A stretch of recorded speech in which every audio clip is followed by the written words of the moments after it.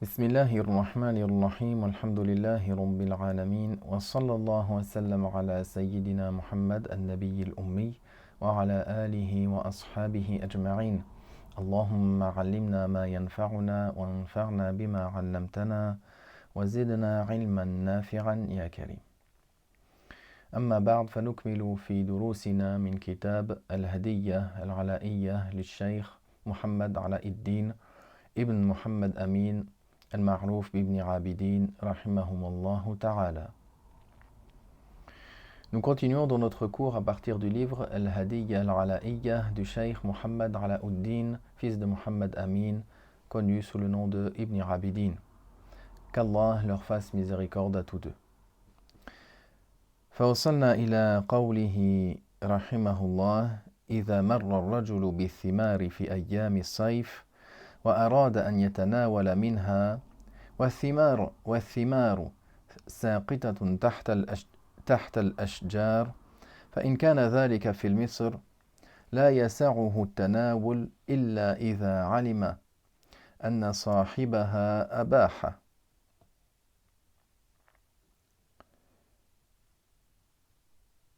إما نصا وإما دلالة بالعادة. Le cheikh, qu'Allah lui fasse miséricorde, toujours dans le chapitre des prohibitions et des permissions, mentionne certains jugements quant au fait de ramasser des fruits qui se trouvent sur un arbre ou de cueillir même des fruits qui sont sur un arbre. Ou s'il trouve certains fruits, qu'est-ce qu'il en fait, comment il les considère. Alors il mentionne le premier cas de figure dans le cas où la personne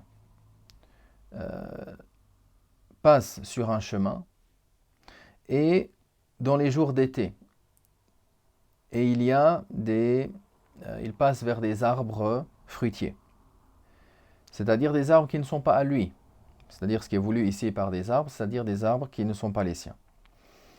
Il passe auprès d'arbres fruitiers en été et il voudrait en prendre. Et il y a parmi de ces fruits qui sont tombés sous l'arbre. Alors il mentionne que si cela était dans la ville, alors il ne sera pas autorisé d'en prendre. Il ne sera pas autorisé d'en prendre si ce n'est par l'autorisation de son propriétaire. Qu'il l'ait autorisé textuellement ou par un signe qui est connu usuellement. فإن كان في البستان من الثمار التي تبقى مثل الجوز وغيره لا يسعه الأخذ إلا إذا علم الإذن. Donc maintenant, concernant ces arbres fruitiers, s'il s'agit de certains fruits qui peuvent se conserver tels que les noix ou ce qui est semblable, alors il ne lui sera pas autorisé d'en prendre si ce n'est en ayant su la permission, l'accord. وإن كان من الثمار التي لا تبقى لا بأس بالتناول ما لم يعلم النهي إما صريحا أو دلالة. Maintenant, si c'est des fruits qui ne peuvent pas se conserver, qui vont rapidement périr ou qui vont rapidement pourrir, alors il n'y a pas de mal d'en prendre. Tant qu'il n'a pas su l'interdiction, qu'elle soit explicite ou qu'elle soit par un signe usuel. Bien sûr, dans ce sujet-là, comme dans d'autres sujets, il faut prendre garde, il faut faire attention à certains jugements qui peuvent être mentionnés par les fuqaha dans leurs livres. C'est-à-dire que ce jugement-là, il est cité par les savants dans ce chapitre du fiqh. Et comme d'autres chapitres du fiqh, il y a certaines règles qui sont soumises et qui dépendent parfois de al-urf, des us et coutumes. Alors cette question-là et d'autres détails qui vont encore suivre dans cette partie, nous mentionnons ici textuellement la parole du cheikh Muhammad Alauddin, fils de Muhammad Amin ibn Abidin. C'était certains jugements à son époque, en fonction de leur usage, de leur coutume. Donc, dans ces jugements-là, dans ces mentions-là que l'on fait, il faut savoir que ce qui prévaut et ce qui fait office de jugement, c'est l'interdiction dans tous les cas, sauf si on a su clairement, ou par une indication, la permission. Sinon, alors dans ces cas de figure que l'on a cités, où l'auteur lui-même mentionne qu'il est permis de les prendre dans telle et telle condition tant qu'on n'a pas su l'interdiction explicite, ça c'est des jugements à prendre en considération dans leur contexte temporel. C'est-à-dire qu'actuellement, alors il faut nécessairement la permission. C'est ça qu'il faut retenir. Pourquoi? Parce que à notre époque, il y a des situations, des faits qui font que le jugement change. Et le jugement ou le détail dans le jugement est adapté.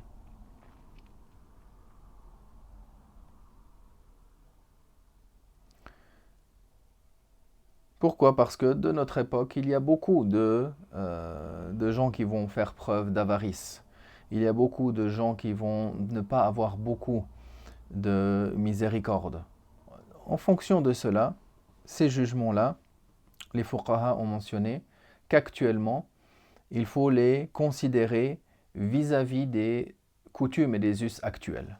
Comme on l'a dit, donc dans ces cas de figure que l'on a mentionnés, ce qu'il est demandé à notre époque, et des points qui vont être mentionnés également dans les quelques lignes et paragraphes qui vont suivre, il est indispensable d'avoir l'autorisation, la permission du propriétaire. قال وإن كان في الرساتيق أي القرى فإن كان من الثمار التي تبقى لا يسعه الأكل إلا إذا علم الإذن. Il mentionne maintenant que si c'était dans la campagne, donc on a mentionné tout d'abord du jugement dans les villes. Maintenant, s'il se trouve dans la campagne et que ces fruits-là, ils ne se conservent pas, plutôt, c'est des fruits qui se conservent dans le premier. Ici, le cas de figure, c'est des fruits qui peuvent se conserver. Alors, on n'aura pas l'autorisation d'en prendre si ce n'est après avoir su l'approbation, l'autorisation du propriétaire. وإن كان من الثمار التي لا تبقى فالمختار أنه لا بأس بالتناول ما لم يتبين النهي. Également, ici, il mentionne que si c'est des fruits qui ne se conservent pas, alors l'avis qui est choisi, c'est qu'il n'y a pas de mal d'en prendre tant qu'on n'a pas non plus eu une clarification quant à l'interdiction. La même chose que l'on a cité précédemment, ça c'était le jugement à leur époque. À notre époque, on a besoin, dans ces cas-là, de nécessairement avoir l'aval du propriétaire d'une manière ou d'une autre, que ce soit textuellement, explicitement, ou que ce soit par un signe. أما إذا كانت الثمار على الأشجار فالأفضل أن لا يأخذ إلا أن يكون في موضع كثير الثمار. Maintenant, si le fruit est sur l'arbre lui-même, le cheikh dit que ce qui est préférable, ce qui prévaut, c'est de ne pas le prendre, sauf s'il se trouve dans un endroit où il y a multitude, où il y a vraiment beaucoup d'arbres. ويعلم أنه لا يشق عليهم أكل ذلك وسعه الأكل ولا يسعه الحمل. Donc, pour qu'on puisse en prendre, il a mentionné quoi? Que ce soit un endroit où il y a beaucoup d'arbres fruitiers et qu'il a su que ce qu'il va prendre, les quelques grains par exemple de raisin qu'il prendrait, ce n'est pas quelque chose qui va affecter. Ce n'est pas quelque chose qui va affecter. Dans ce cas-là, il a la permission d'en prendre. Mais il a la permission d'en prendre, c'est-à-dire d'en manger, mais pas d'en transporter. Il ne va pas remplir son sac avec et puis les ramener chez lui. قال رفع الكمثرى ورفع التفاح من نهر جار وأكلها يجوز ولو وجد جوزة ثم أخرى حتى بلغت 10 أو صار لها قيمة إن وجدها في موضع واحد فهي كاللقطة. Maintenant, si il trouve des poires ou des pommes près à partir d'un fleuve qui coule, qui s'écoule, alors il lui est permis d'en manger. S'il trouve des noix, il trouve une noix, puis après il trouve une autre noix, de sorte à ce qu'il en trouve 10. Ou de manière à ce que ces noix qu'il a trouvées aient une valeur marchande. Alors maintenant, ces noix qu'il a trouvées, ces 10 noix qu'il a trouvées, ou ces noix qu'il a trouvées qui constituent une valeur marchande, est-ce que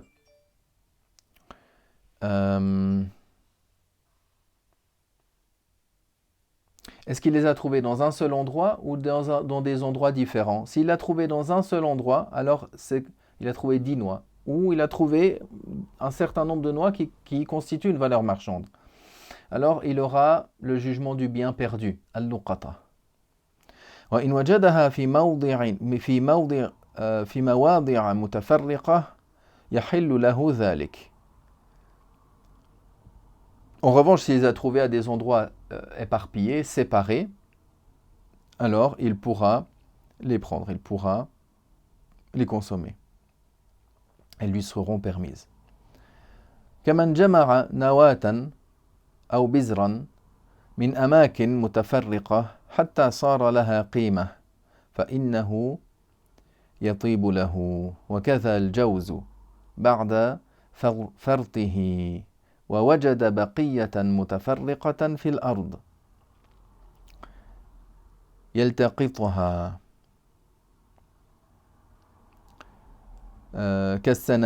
كالسنابل إذا بقيت في الأرض. Donc il mentionne également, de même que s'il trouve des noyaux, s'il trouve des graines dans des endroits qui sont différents, même que regroupées elles ont une valeur, alors il pourra en profiter. De même, s'il trouve des noix, c'est-à-dire des noix en surplus, ça veut dire le surplus ici, fart, ici c'est le surplus après que le propriétaire les ait pris. C'est-à-dire, comme il le mentionne également des fois, la personne a coupé le blé et puis il ramasse et il y a un surplus qui tombe par terre. Et qu'ils en trouvent de manière éparpillée, alors il lui est permis d'en prendre. ثم قال دخل كرم صديقه وتناول منه شيئا بغير أمره وهو يعلم أن صاحبه لو علم به لا يبالي لا بأس به. Il mentionne encore que si la personne rentre dans la vigne de son compagnon, de son ami, et il veut prendre quelque chose de cette vigne-là, sans que lui ne lui ait verbalement cité cela, sans que lui ne lui ait ordonné, qu'il lui ait autorisé verbalement. Mais lui, il sait que son ami, s'il lui avait dit, alors il l'aurait autorisé, il n'aurait pas porté de problématique à cela, alors il n'y a pas de mal pour lui d'en prendre.